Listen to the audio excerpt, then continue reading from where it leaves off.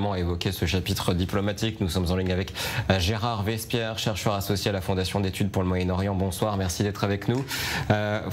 Faut-il vraiment s'attendre à quelque chose de ces sommets à Riyad, outre des déclarations peut-être pour certaines tonitruantes? Pouvons-nous prendre un petit peu de recul? Déjà que ces deux sommets aient lieu à moins de 5 semaines après, n'est-ce pas, l'initiative du Hamas ô combien sanglante, derrière laquelle se trouve l'Iran, et que cette initiative double soit prise par l'Arabie saoudite, voilà qui doit en premier lieu retenir notre attention.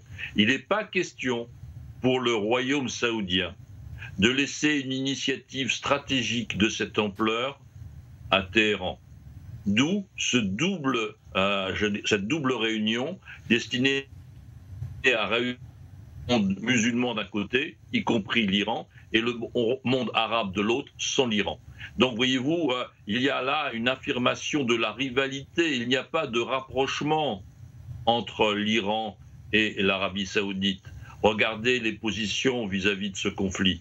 Alors que l'Iran, depuis 50 ans, est en combat contre Israël, n'est-ce pas? Et vous avez les négociations, les accords d'Abraham qui se profilaient avec l'Arabie saoudite. Donc les deux pays peuvent avoir des contacts d'ambassadeurs. Il ne faut pas confondre le tuyau et le contenu du tuyau. Alors, est-ce que cette division, cette concurrence, entre guillemets, entre l'Arabie saoudite et l'Iran peut bénéficier à Israël? Est-ce que Israël peut tirer son épingle du jeu avec cette division, en se rapprochant peut-être de l'Arabie saoudite malgré le contexte? Absolument. N'oublions pas le temps long. N'est-ce pas, le problème qui se pose actuellement et depuis de nombreuses décennies dans le Moyen-Orient ne se réglera pas, et nous le voyons encore hélas aujourd'hui avec les fusils d'un côté ou de l'autre. N'oublions pas la vision 2030, le temps long de l'Arabie saoudite, qui a besoin donc de prévoir l'après-pétrole, qui a besoin d'ouvrir son pays vers le tourisme, qui a besoin de la technologie et des technologies israéliennes. Donc voilà la tendance du long terme que l'Arabie saoudite souhaite construire. Et vous avez en face l'Iran qui n'a qu'une stratégie de destruction. Alors elle peut gagner cette destruction à court terme, mais dans l'histoire, c'est toujours la construction qui a gagné. Alors en quelques mots, Arabie saoudite, Iran, qu'en est-il du Qatar? Quelle pourrait être l'attitude du Qatar face à une possible chute du Hamas?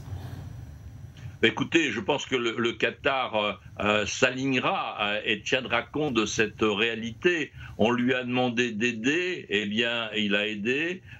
Il était aussi bien sûr volontaire, mais si son partenaire disparaît, eh bien dont acte, et il y aura une nouvelle distribution des cartes entre le Qatar, les Palestiniens dans leur ensemble. Si effectivement le Fatah devait reprendre une force dans la bande de Gaza, eh bien les rapports avec le Qatar seront à l'évidence différents. Merci beaucoup Gérard Vespierre, chercheur associé à la Fondation d'études pour le Moyen-Orient et fondateur du web magazine Le Monde Décrypté. Merci d'avoir été avec nous ce soir.